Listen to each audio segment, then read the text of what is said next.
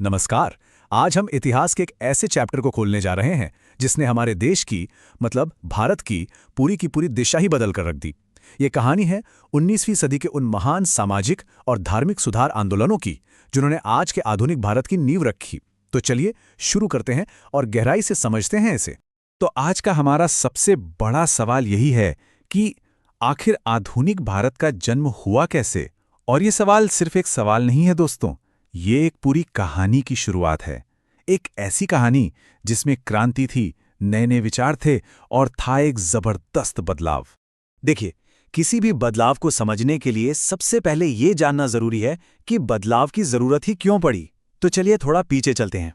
18वीं और 19वीं सदी का भारतीय समाज कई गंभीर समस्याओं और सच कहूं तो कुरीतियों से जकड़ा हुआ था। ये वो जमीन थी जहां बदलाव के बीज बोए जाने थे। सबसे भयानक, सबसे अमानवीय प्रथाओं में से एक थी सती प्रथा। जरा सोचकर देखिए, एक ऐसी प्रथा जहां पति की मौत के बाद उसकी पत्नी को जबरदस्ती उसी की चिता पर जिंदा जला दिया जाता था। यह हमारे समाज पर एक बहुत ही गहरा, बहुत ही काला धब्बा था। और बात सिर्फ सती प्रथा तक ही सीमित नहीं थी। एक और बहुत बड़ी समस्या थी बाल विवाह की, जहां छोटी छोटी बच्चियों की शादी कर दी जाती थी। और सोचिए, अगर वो इतनी कम उम्र में विधवा हो गईं तो उनका पूरा जीवन बेहद कठोर और अपमान से भरा होता था।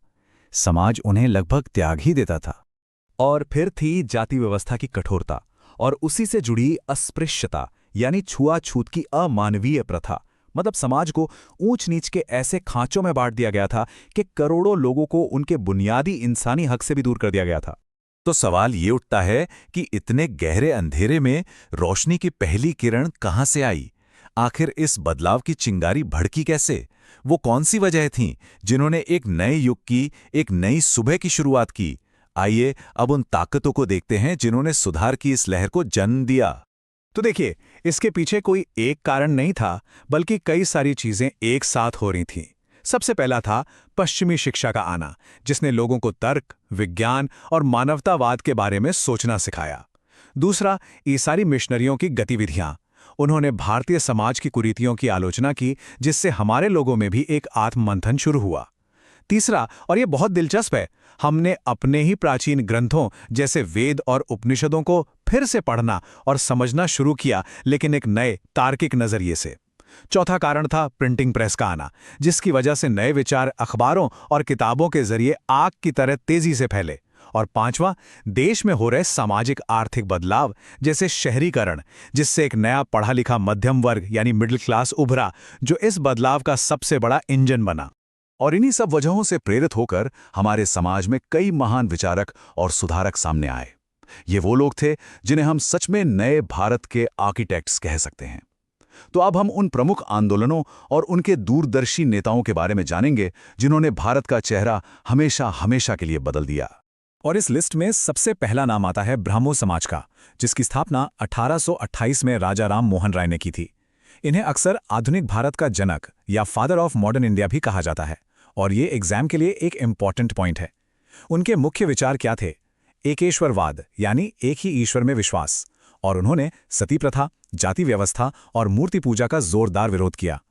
ये उनके ही लगातार प्रयासों का नतीजा था कि 1829 में सती प्रथा पर कानूनी रोक लग गई। ये सुधार की राह में एक बहुत बहुत बड़ी जीत थी। अब ब्रह्म समाज के बाद एक और बहुत महत्वपूर्ण आंदोलन सामने आया, आर्य समाज। इसकी स्थापना 1875 में स्वामी दयानंद सरस्वती ने की। इनका दर्शन ब्रह्म समाज से थोड़ा अलग था। इन्होंने कहा कि वेद ही सर्वोच्च और सच्चा ज्ञान है। उन्होंने भी मूर्ति पूजा और जन्म पर आधारित जाति व्यवस्था का कड़ा विरोध किया। और शिक्षा के क्षेत्र में तो उनका योगदान कमाल का था, जिसे आज भी हम देश भर में फैले डीएवी स्कूलों के रूप में देख सकते हैं। आर्य समाज का सबसे प्रसिद्ध नारा था, वेदों की ओर लौटो। इस एक लाइन में ही उनका पूरा दर्शन छिपा है। अब इसका मतलब क्या था? क्या वो हमें हजारों साल पीछे ले जाना चाहते थे? नहीं, बिल्कुल नहीं। इसका मतलब था कि मध्यकाल में समाज में जो कुरीतियां और अंधविश्वास आ गए थे, उन्हें छोड़कर भारत के मूल शुद्ध वैदिक ज्ञान और सिद्धांतों पर वापस लौटा जाए। ये एक बहुत शक्तिशाली आह्वान था। अच्छा, अब जरा ब्रह्म समाज और आर्य समाज के बीच का फर्क समझते हैं। ये एग्जाम के नजरिए से बहुत जरूरी है, तो इसे ध्यान से सुनिएगा।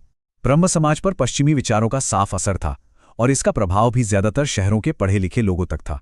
वहीं आर्य समाज पूरी तरह से वेदों से प्रेरित था और इसकी अपील आम जनता तक ज्यादा बड़े पैमाने पर थी। तो हम कह सकते हैं कि ब्रह्म समाज एक सुधारवादी आंदोलन था जो आधुनिकता को अपना रहा था, जबकि आर्य समाज एक पुनरुत्थानवादी आंदोलन था जिसका मकसद भारत के प्राचीन वैदिक गौरव को फिर से जिंदा करना था। अब एक और महान आंदोलन की बात करते हैं जिसका जोर था सेवा और आध्यात्म पर, रामकृष्ण मिशन। इसकी स्थापना स्वामी विवेकानंद ने 1897 में अपने गुरु रामकृष्ण परमहंस से प्रेरणा लेकर की थी। इसका मूल मंत्र था मानव सेवा ही माधव सेवा, मतलब किसी जरूरतमंद इंसान की सेवा करना ही भगवान की सबसे सच्ची सेवा है। और इसी विचार के साथ इस मिशन ने शिक्षा और स्वास्थ्य के क्षेत्र में पूरे देश में जो निस्वार्थ काम किया वो आज भी जारी है। अच्छा, तो जिस तरह हिंदू समाज में सुधार हो रहे थे, ठीक उसी तरह मुस्लिम समाज के अंदर भी बदलाव की दो बड़ी धाराएं चल रही थी। एक तरफ थे सर सैयद अहमद खान और उनका अलीगढ़ आंदोलन।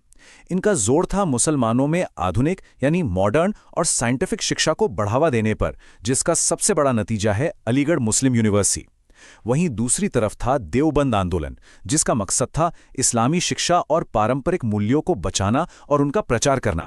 अब हम एक ऐसे आंदोलन पर आते हैं जिसने समाज की सबसे गहरी, सबसे चुभने वाली समस्या पर सीधा प्रहार किया, और वो थी जाति व्यवस्था। ये था सत्य शोधक समाज, जिसकी स्थापना ज्योतिबा फूले ने की थी। इस आंदोलन ने सीधे तौर पर जाति प्रथा और ब्राह्मणवादी वर्चस्व को, यानी समाज में किसी एक जाति के धार्मिक और सामाजिक दबदबे को चुनौती दी। फूले ने दलितों और महिलाओं के उत्थान के लिए जो काम किया वो अभूतपूर्व था। वो भारत में महिला शिक्षा के सबसे बड़े पायनियर्स में से एक थे। और इसी जमीन पर इसी संघर्ष को एक राजनीतिक और संवैधानिक आवाज दी डॉक्टर B.R. अम्बेडकर ने और उनके दलित आंदोलन ने। उन्होंने छुआछूत के खिलाफ एक निर्णायक लड़ाई लड़ी और दलितों के लिए बराबरी के हक और सामाजिक न्याय की मांग की। और भारतीय संविधान बनाने में उनका जो योगदान है वो हम सब जानते हैं, जिसने कानूनी तौर पर हर तरह के भेदभाव को खत्म कर दिया। एक बात आपने नोटिस की, राजा राम मोहन राय से लेके ज्योतिबा फूले तक इन सभी आंदोलनों में एक कॉमन धागा था, और वो था महिलाओं की स्थिति को बेहतर बनाने की कोशिश। ये एक ऐसा मुद्दा था जिस पर लगभग सभी सुधारकों ने जोर दिया। चलिए इस पर थोड़ा और विस्तार से नजर डालते हैं। महिलाओं के अधिकारों की इस लड़ाई में ईश्वर चंद्र विद्यासागर और पंडिता रमाबाई जैसे नाम हमेशा याद रखे जाएंगे। उन्होंने विधवा पुनर्विवाह और बाल विवाह जैसी कुरीतियों के खिलाफ एक जोरदार मुहिम छेड़ी, और ये उन्हीं के प्रयासों का नतीजा था कि 1856 में विधवा पुनर्विवाह अधिनियम यानी विडो रीमैरिज एक्ट जैसा ऐतिहासिक कानून पास हुआ। सोचिए, इस एक कानून ने हजारों लाखों विधवाओं को सम्मान से जीने का एक नया हक दिया। तो हमने इतने सारे आंदोलनों की बात की। अब सवाल यह है कि इन सबका आखिर में नतीजा क्या निकला, इनकी विरासत क्या है और क्या इनकी कोई कमजोरियां भी थीं? चलिए अब इस पूरे दौर का एक फाइनल एनालिसिस करते हैं। अगर हम इन सभी आंदोलनों का डीएनए देखें तो हमें कुछ कॉमन बातें नजर आती हैं। पहली, ये सभी तर्क, विज्ञान और मानवतावाद पर आधारित थे, अंधविश्वास पर नहीं। दूसरी, इन सब ने सामाजिक न्याय और बराबरी के लिए लड़ाई लड़ी। तीसरी, इन्होंने धार्मिक ग्रंथों की रूढ़िवादी व्याख्या को चुनौती दी और उन्हें आधुनिक समय के हिसाब से फिर से इंटरप्रेट किया। और सबसे जरूरी, इन्होंने ही भारत में राष्ट्रवाद की भावना की नींव रखी। और इसका जो असर हुआ वो आज भी हम अपने समाज में महसूस कर सकते हैं। सती प्रथा जैसी अमानवीय बुराइयां खत्म हुईं, शिक्षा का दरवाजा सबके लिए खुला, खासकर महिलाओं के लिए। इन आंदोलनों ने ही हमारे स्वतंत्रता संग्राम के लिए एक वैचारिक जमीन तैयार की, और आगे चलकर आज के आधुनिक भारत के जो सिद्धांत हैं, जैसे लोकतंत्र और धर्मनिरपेक्षता, उनकी जड़ें भी कहीं ना कहीं यही हैं। लेकिन हर कहानी की तरह इस कहानी का भी एक दूसरा पहलू है। हमें इनकी सीमाओं को भी समझना होगा। इन आंदोलनों का प्रभाव ज्यादातर शहरों और पढ़े लिखे उच्च वर्गों तक ही सीमित रहा। ये जाति व्यवस्था की गहरी जड़ों को पूरी तरह से उखाड़ फेंकने में कामयाब नहीं हो पाए, और भारत का जो विशाल ग्रामीण इलाका था वो काफी हद तक इन सुधारवादी विचारों से अछूता ही रह गया। और अब अंत में मैं आपको बस एक सवाल के साथ छोड़ के जा रहा हूं। जरा सोचिए, अगर ये आंदोलन, ये सुधारक, ये विचार, अगर ये सब ना हुए होते तो आज का